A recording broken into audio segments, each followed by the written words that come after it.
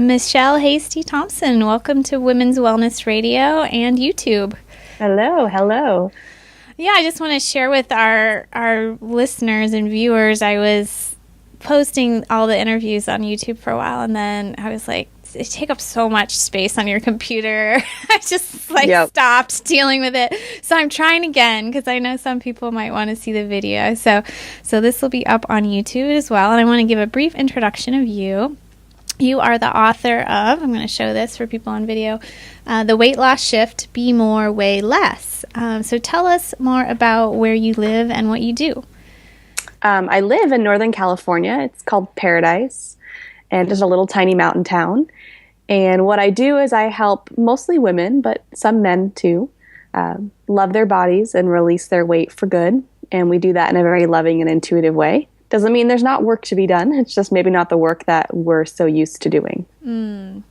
Yeah, I was telling you before we got on air, I kind of said yes to this interview because I resonated with your message. So we're going to learn a lot more about what you do. But maybe tell us first why just plain eating less, dieting, or exercising more, it doesn't work for a lot of people.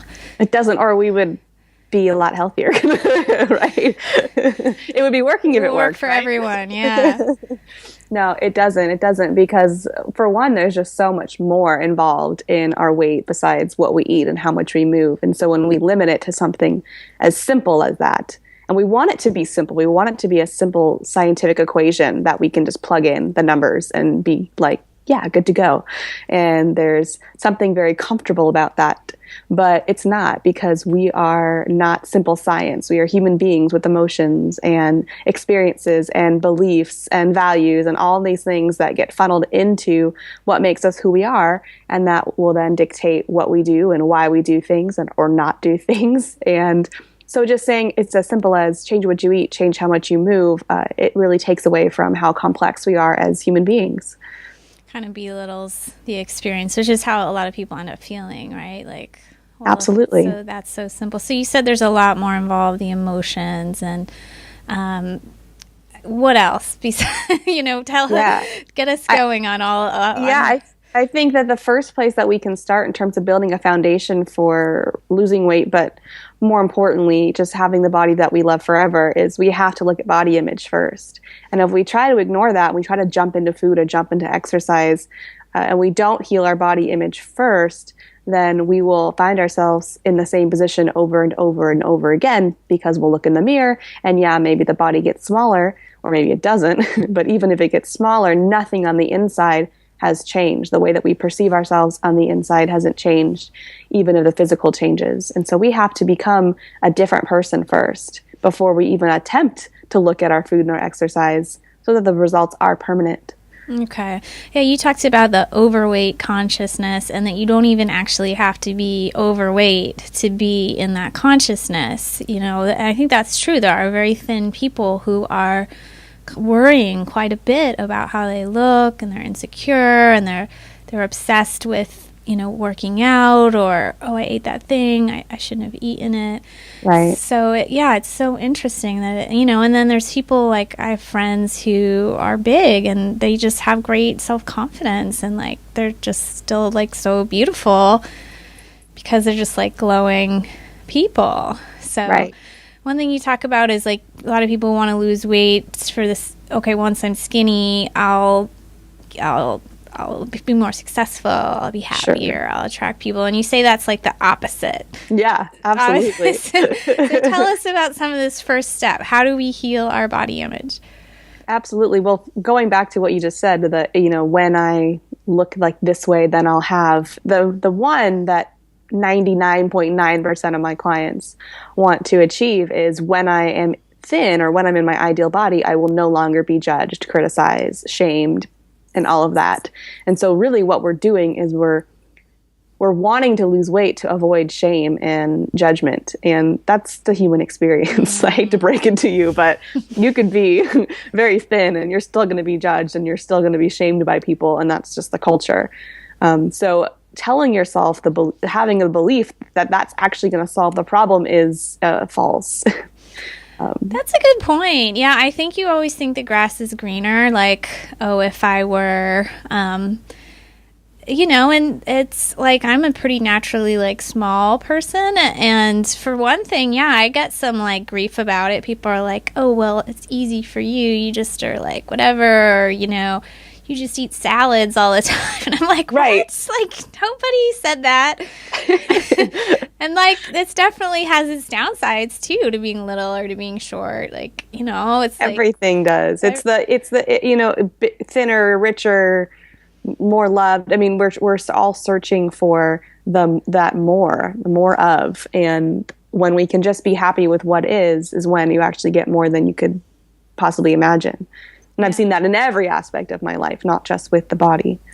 So you're a coach, is that correct? Yep. Okay. And to me, when I was reading this, some of this sounded a little bit like neuro-linguistic programming. Or do you have some training in that as well? I do. Okay, that's kind of, I was like, I think and I've gone through sessions with that, and I love it, by the way. So, so something you talk about in the book is when this consciousness starts, which is like, can you explain a little bit first about like subconscious mind and like the age our belief systems get set up? Sure, absolutely. And we're all kind of walking around like a bunch of children in a sense, because those beliefs are built between the ages of 0 to 7.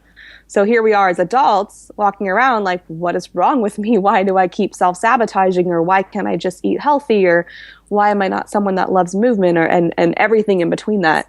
And what we don't realize is those beliefs were set so long ago, which doesn't mean that we can't change them. It just means that we have to acknowledge that we might not be able to pinpoint specifically why we believe something or when we've started believing it. It's just kind of like, I don't know. People talk about all the time, I was just taught to clean the plate. But it doesn't mean that they could maybe even pinpoint the time that someone told them to clean their plate, but they just know that's a belief they grew up around.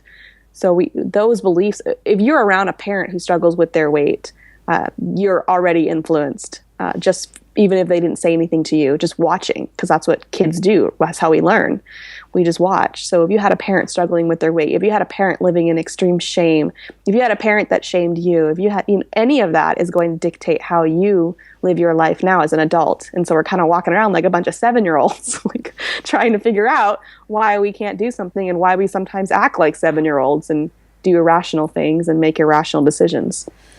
Yeah, you said something like we're mostly like, I don't know how you put it, like we're mostly living in our subconscious mind from 0 to 7, so we just absorb everything without a lot of discrimination. Is that right? Yeah, so you can't say, my mom is looking in the mirror and thinking that she's fat.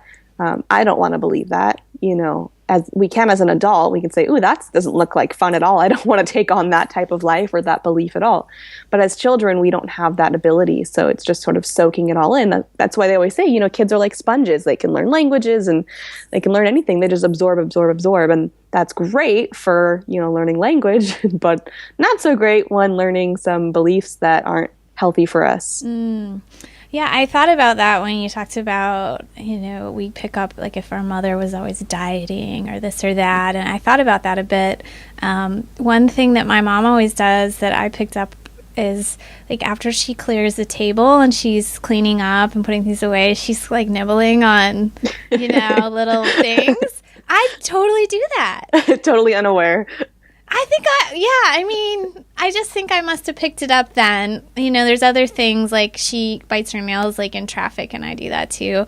And it's just sort of making me think as I learn some of these things. It's like, well, maybe I need to like pause before I like eating off the little things on the rest of the plate, because it's just, it's probably just something that I picked up. It's a mindless habit. And I would say if it's not harming you in any way, then it's, who cares? Fine. If you had like an emotional response, especially if you had a shame about it, the fact that you could talk about it and laugh about it already tells me that there's not a lot of shame present about it. Gotcha. But if you were sort of hiding and not telling people, and then the next day or that night feeling like in deep shame that you were doing that, is when we'd have to really look at that habit and say, is that working? Okay. Because most of my clients, they call it guilt. They say, I feel guilty because I overate. I feel guilty because I didn't work out. But actually, it's so much deeper than guilt. It's extreme shame. It's I'm weak and pathetic, and I have no willpower, and I'm lazy, and what's wrong with me? And that's the kind of behavior that's not going to work long term for weight.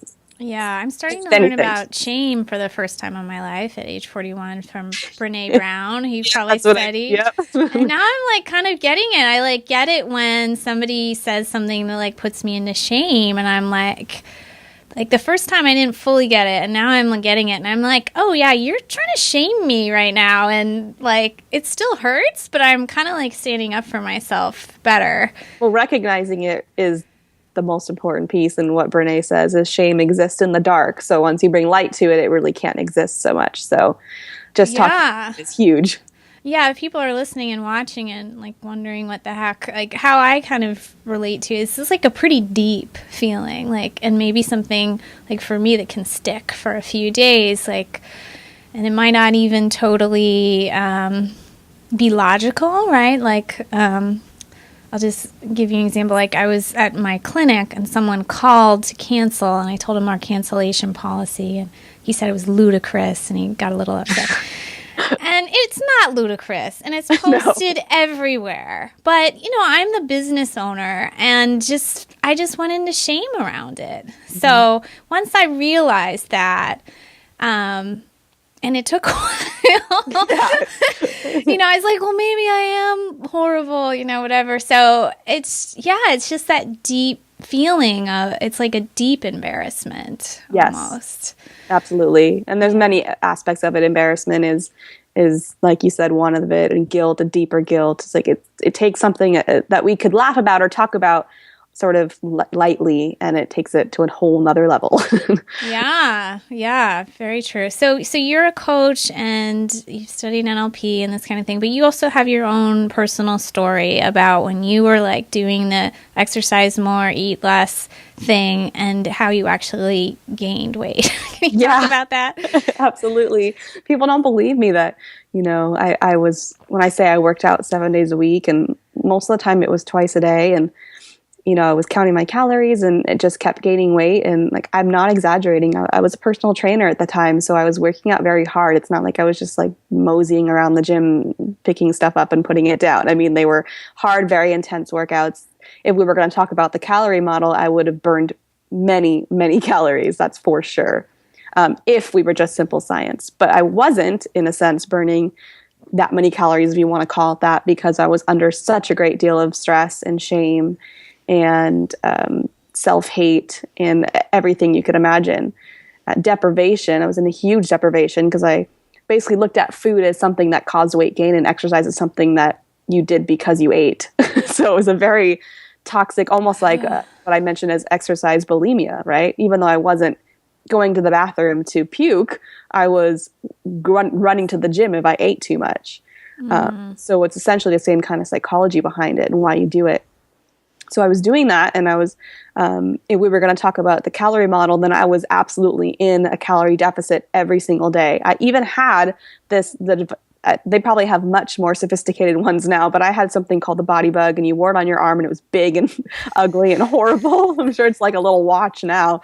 But anyways, it would tell you how many calories you burn based on, you know, how much you were sweating, your body heat, your steps, your heart rate, everything. It was like 92% accurate at the time.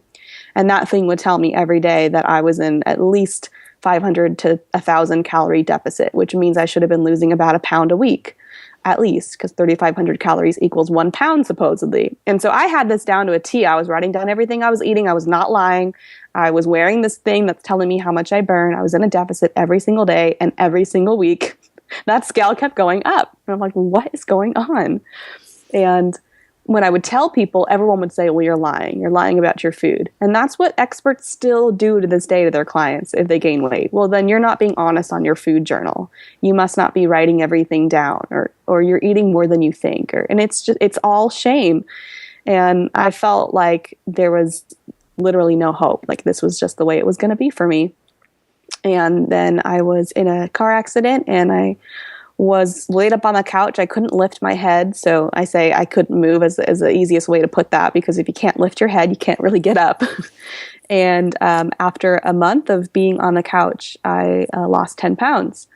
And then I was really confused because I was doing everything right and I was gaining weight, and then I did everything that you're not supposed to do and I lost weight.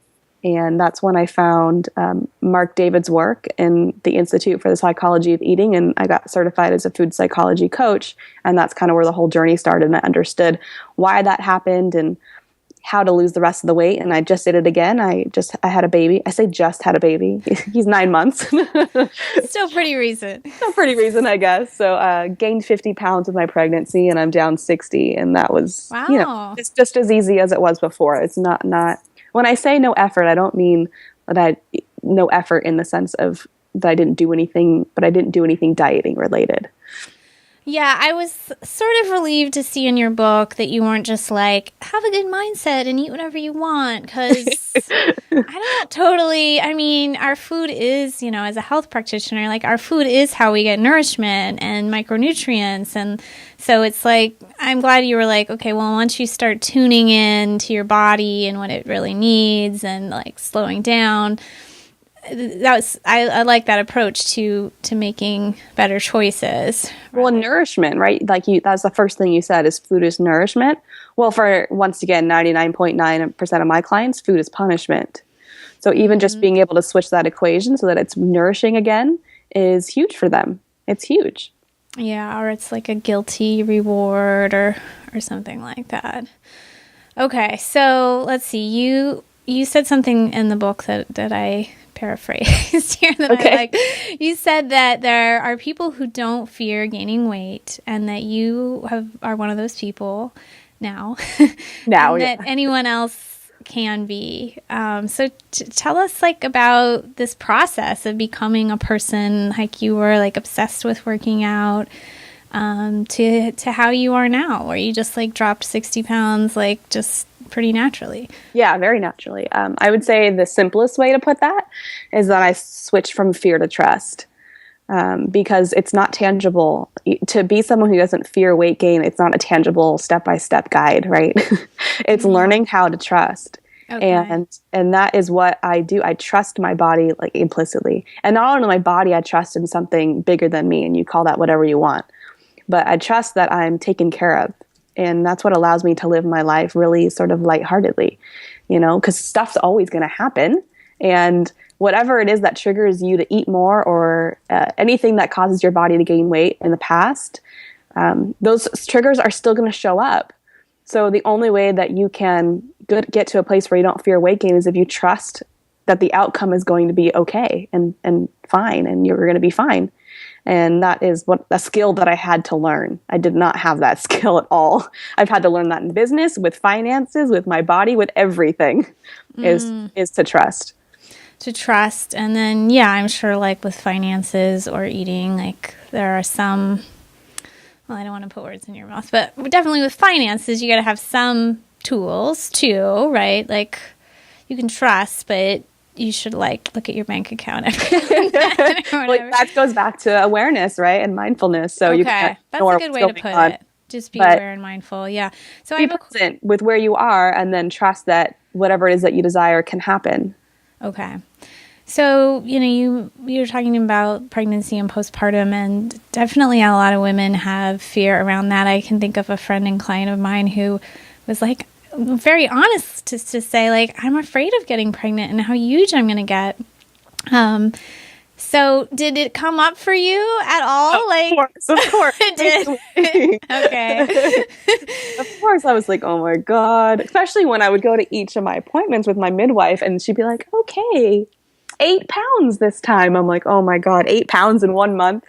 Like I was gaining weight rapidly, and I would have to practice what I preach every time, because I had to sit there and be present with it and say, what is going on about this? Because I'm creating a human being, and I'm a healthy eater.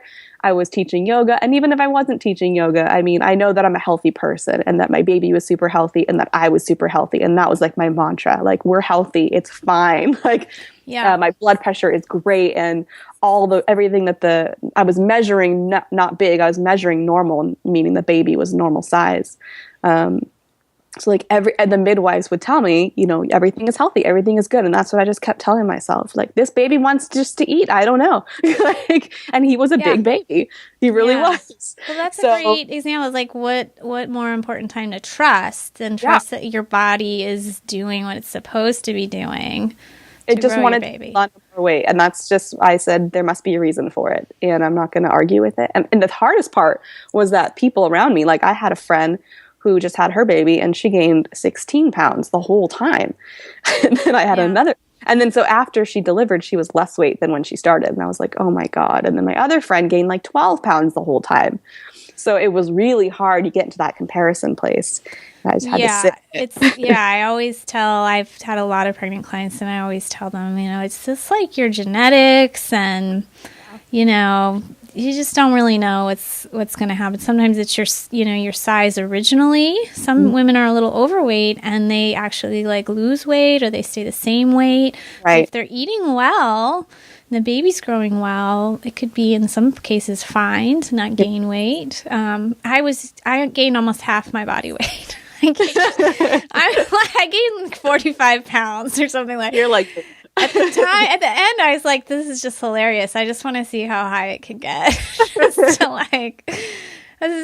just have to really like let go when you're getting this amazing gift of a new baby in your life. So absolutely. Yeah. And I think also helps is, helped me, but doesn't help most people is the dialogue going on around you. And in my family, my mom told me she had 4 kids. And she told me that after she had babies, she was the thinnest she'd ever been in her life. She was never overweight, but she just, for some reason, slimmed down a lot after she had kids. And so the message that I had subconsciously was, after you have babies, you're thinner. That's not most people's message. Most people think, once I have babies, then it's just, what are you going to do? And a lot of clients that walk in to potentially work with me, especially before I had a baby, that was their excuse. Like, well, I gained such and such weight, but it's because I had kids. And that's what they're holding on to as the reason why. And and I would say to them, but not every person that has kids has a weight issue after kids. So it's not to take away from your experience, but it's to say there's another potential, like there's another possibility out there, right? Because someone's living it that way. And now that I'm living it, it's easier to say that. Yeah, it's sort of like an American thing, I think, a bit. Like, I read this book. Let me see if I remember what it's called. Oh, it's called Raising Bébé. It's this book about this American living in France. I don't know if you've ever heard of it.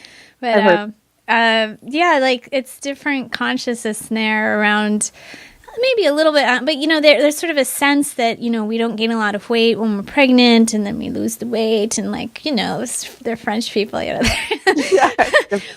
there's a lot of things that they do differently culturally with raising kids and being pregnant, and it was just a fun comparison because here in the States we're often like pretty neurotic about our pregnancies, and often we say, oh well, I'm pregnant, like I should just like eat whatever I see, kind of an attitude. I see that a lot, like, and I think it's okay to have some allowing, because I think it is okay to like eat more carbs or whatever, but if you're just eating like, oh well, I'm pregnant, I can just gonna go buy McDonald's. I think that's a little bit of an American thing. Well, the psychology behind it is the same as, actually, I just did a talk on Saturday, and a woman in the audience said, but Michelle, don't you think that like I require more food than you because I weigh more than you? And I said, maybe. I mean, if we were to look at just strictly the calorie model, then the answer would be yes. And if it was simple, then yes. But the truth is that I don't know what your metabolism is like, and I don't know what your stress levels are like, and I don't know how much you move, and I don't know what's going on inside your body, and I don't know what's going inside my body. Like, that's not something I could even describe. Yeah. But there's no way that I could say just because you weigh more, you eat more. That's not necessarily true. And have you ever met someone who's super, super skinny and eats like a freaking bottomless pit? Like, eats your meal and their meal, and they're thin. So what's going on there, right? So the same thing kind of happens when we're pregnant. It's like, well, I need more food. And so that psychology, if you've been in extreme deprivation for years and years and years, and most people who are battling weight have been in deprivation for many years because they're doing some type of diet. So then when someone says something about abundance, like you grab onto that. You're like, abundance? Oh, more. I can have more. That's a really good point. I hadn't thought about that if you have a certain relationship with food going into pregnancy, then things might go a little. Your hall pass, right? It's an excuse. And that's not to take away from the how much that feels super real, because I get that it does. Yeah. And the thing is that we're all looking for permission. We're all looking for that hall pass. And that's the first thing I give my clients is permission to eat what they want. And that's why, because I got to get them out of deprivation first. Yeah, I know my friend who's a therapist around eating disorders always say it's like the first thing is eat what you want to eat. Like let go of that control. So let's talk about some tools or exercises. You have a lot of exercises in your book, a lot of like affirmations. If people are listening and they're like, yeah, I want to like learn to let go of this fear and have this trust, reprogram my subconscious. Tell us about some of that process or some things that they could start doing. I'd say the biggest, I'd say two things. The first one is cultivating presence. I mean, you have got to start to notice when you are numbing out and checking out. And that could be food, that could be TV, that could be alcohol, that could be drugs, it could be gambling. I mean, anything you use to numb out on that scale has to be aware. You have to be aware of that, because we cannot make this massive transformation in a place of numbing out. It's just not going to work. So a lot of people, that's technology too. And so, what are you attached to your phone? Are you present with your family? Are you present with your friends? And how are you using all these different things to numb out? So that'd be the first thing, is just start to admit where you're doing that. And then the second thing I would say is starting to learn, and this is going to be hard for anyone that has a lot of like health knowledge, because we want to think through everything. Like we want to say, okay, it's lunchtime, right? I'm hungry. So what should I eat? Now, how does that process look for each person? It's going to look very different for someone who is in a good relationship with food versus a not so good one. For me now, it's what do I feel like? That's the question I'm asking myself. What sounds good? What do I feel like eating? In the space of dieting, it was, what should I eat? How many calories do I have left to be able to eat? What is on this diet plan that I'm following? How many carbs am I allowed to eat? Does that make sense? So it's all this like intellectual thinking process as opposed to a feeling process. Okay. So making that transition to being like, get out of your head and start getting into your body, because your body is not doing this to you, right? It's not punishing you with weight. So there's no reason to work against it. You have to work with it. What do you want, body? What do you feel like? And that's not going to be so easy for some of you, because you've been taught for so long to ignore body symptoms, to ignore the body. Don't trust your appetite. Don't trust your instincts. Don't trust your intuition. If you feel like eating pizza, then that's because you have an addiction to carbs and there's something wrong with you. So don't listen to it and eat a salad instead. Like we're taught not to listen. Yeah. Okay. Well, I think those are great first steps. Would you mind sharing a little bit about some of the affirmations? Because I thought those were really fun. Yeah, absolutely. And just to be clear, I know affirmations aren't for everyone, because for some people it's like, I am happy, I am happy, I am happy. No, I'm not. Like, what is the point of this? Why am I doing this? And for me, I could say you could even call it mantras, or it's just stuff I repeat to myself when I'm going into a space that I don't want to be in emotionally, or it's not the right energy to be in. You're not going to make good decisions. You're going to probably be very irrational. So what you do is you sort of have some really positive self-talk. And honest self-talk is really important. That's why you can't look in the mirror and say, I am thin, I am thin, I am thin, right? Because subconscious is like, no, you're not. So why are we saying this? So what can you say to yourself? What sort of mantra or affirmation can you say that you can believe? It has to be something that actually gives you an emotion or a feeling. So for me, for example, all is well. It sounds like really vague, but in those moments when stuff doesn't feel like it's well, that's what I have to tell myself. All is well. It's going to be fine. And that's where the trust comes in.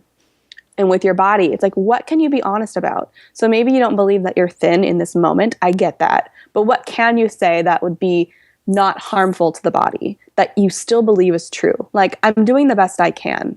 I don't know, maybe you believe that, maybe you don't. I'm here for a reason, or my body's like this for a reason. I'm working on healing my body. I mean, it has to be something that you can believe and is powerful and elicits some type of positive emotion so that you can get through that sort of moment when you're not feeling so hot. Yeah, that's a good point. Like, if you're in a good space and you're journaling and you're on a retreat or whatever, and you really feel into like, I'm abundant or whatever. Yeah. Then, it's like, easy then. Yeah. But then you can call that back, recall that when you feel in lack, right? Like, call back, okay, wait, no. Okay, I am abundant. I think I don't have any problem with affirmations. Maybe like I got a bad rap, but yeah, I think it's really good, and I like the idea of like, creating that positivity. If you're having a lot of negative self-talk around how you look or how you feel about your body, bringing in any amount of positivity seems... Just anything that you can say is true. The truth is what is important here. And this is where I challenge people in groups and in coaching and privately and everything is when they're saying things that aren't true. And I will correct people. I don't care who you are or where we are every single time. So, for example, someone, I wish I could remember exactly what she said, but she said something along the lines of, so I eat my lunch and then I have been eating like a piece of chocolate in the afternoon, and that holds me over till dinner. But I know that that's not good, and I shouldn't be doing that. It's like, is that true? I don't know if that's true, right? Why do you believe that to be true?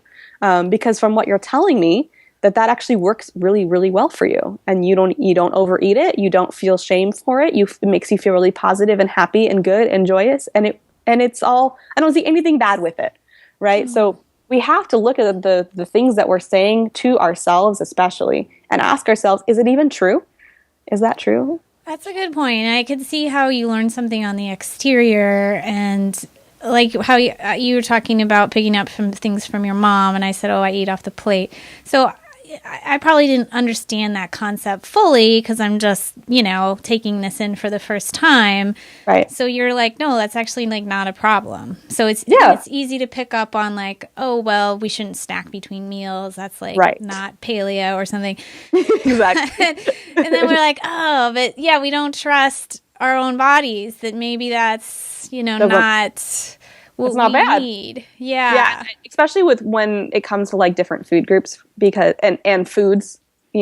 Someone says I don't eat sugar, and I don't care if you eat sugar or don't eat sugar. I'm just always going to ask you why, and unless you can tell me specifically because you've tested it and you have an issue with it and it's proven to be toxic for you, I'm going to challenge you to either prove that to be true or say that it's not true, and then be like, what am I doing this for? That's interesting. Yeah. I think there's a lot of examples in that in health, even beyond weight. Like sometimes I'll ask people what supplements they're taking and I'll be like, well, why are you taking this one? And they're like, I don't remember. I learned that a long time ago. I don't even remember why they're taking it. So it happens.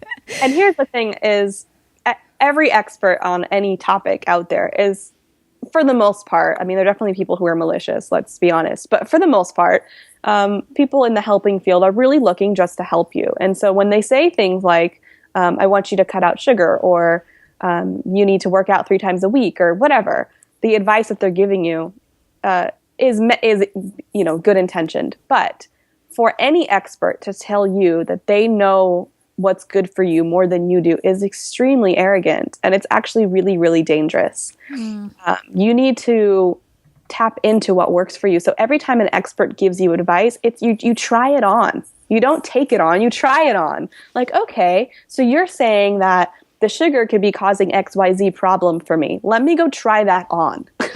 Not just say, okay, I'll stop eating it because that's the problem and here's a solution, and then 10 years down the line doing the same thing and nothing's changing. I 100% agree. Yeah, I've been, we're getting ready to do this big hormone summit. And when I've done them before, this chatter starts to be, well, this person says something different than this person, and how am I supposed to follow all this advice? So I'm really trying to set the stage already. Like, this is a lot of information. And it's just for, education and entertainment. And, if you try 2 or 3 things and if one of them sticks, like of the entire summit, right, that works for me. That's great. Just try it. Not every expert is going to agree with each other, and that's okay. And I don't want it to stress you out. Yeah, and they're never going to agree. And I think what we need to be aware of is when they're really pushy about their way is when it's a red flag. That's when I would run away. Because if they're saying like, no, this is the way that it is, it's like, well, you don't actually know me. And that's not true for 100% of people 100% of the time.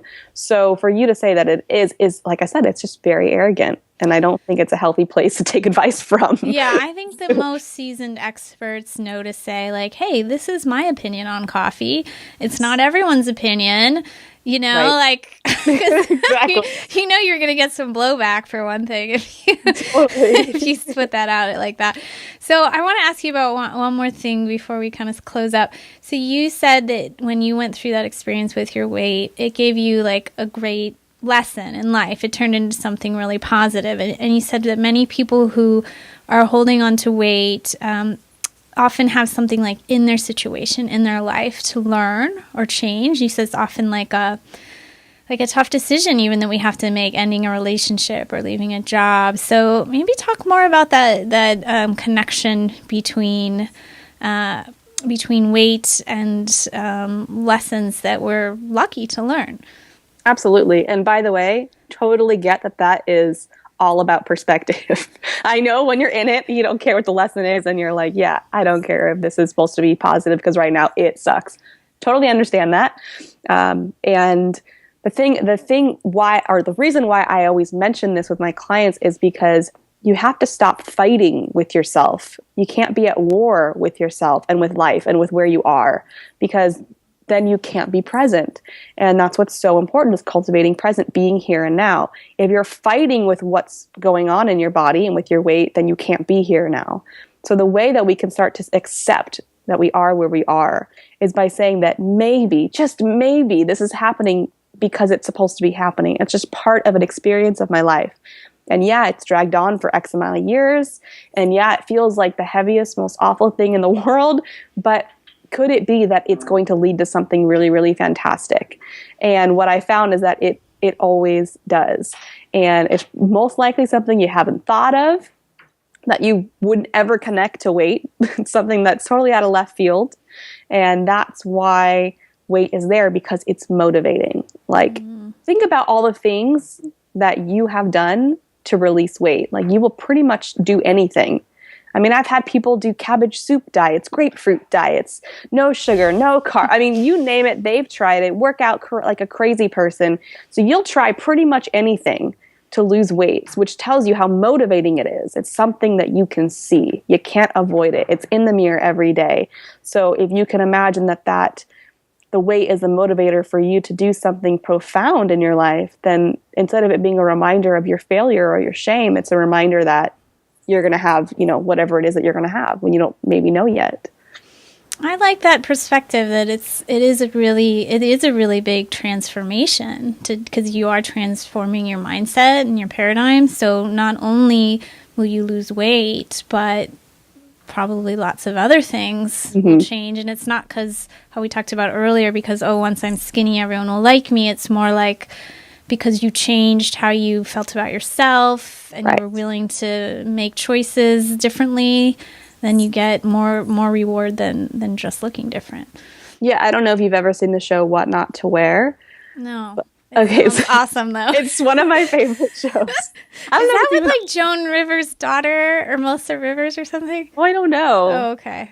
But basically what they do is people nominate someone who dresses very poorly, and then they get to go on the show, and they get a week in New York with Stacey and Clinton, and they pick out all your clothes, and then you get a makeover at the end. And what's amazing is it takes place in like 7 days. Okay, so clearly someone's not dropping 40 pounds in 7 days. Obviously, it's not possible. But at the end of the week, when they walk into the mirror and they got their hair done and they got their makeup done and they got the new clothes that fit them, that flatter them, that look amazing, and they look in the mirror, they can't deny how amazing that they look. And all of them say, God, it looks like I lost 20 pounds, 30 pounds, 40 pounds, right? And it's because they changed the way that they felt about themselves. So it just goes to show you that you don't have to wait to feel good, right? That took place in 7 days, and they felt a complete transformation. And they didn't change a pound. I mean, maybe they lost a pound, I don't know, but nothing profound. Yeah, I love that theory too. I've heard about that. It's like, don't say, oh, I'll buy cute clothes or new clothes when I'm thinner. Like, buy cute clothes now, and like do your hair and like get your makeup like figure, if you want to. Some people aren't into that, but like have pride in how you look now is just kind of a piece of all that you talked about. And I really love that. So Michelle, this has been so interesting. If people want to know more about you, tell us what's at your website. Where is your website? Sure. So if you want to find out more, totalbodyhealthsolutions.com is the website. Got lots of free stuff on there. I've got some online programs and private programs, so you can check it all out and see if anything looks good to you. And of course, the book is there as well. Perfect. Yeah, we'll say the name of the book again. I got it on Kindle, so that's about as cheap as you can get. It's just a little Kindle book. The Weight Loss Shift, Be More, Weigh Less by Michelle Hastie is the name on there. And yeah, I'm going to go on in there and write your review. It was a great book. Thank you so much. I appreciate it. Thanks for being on. Yeah.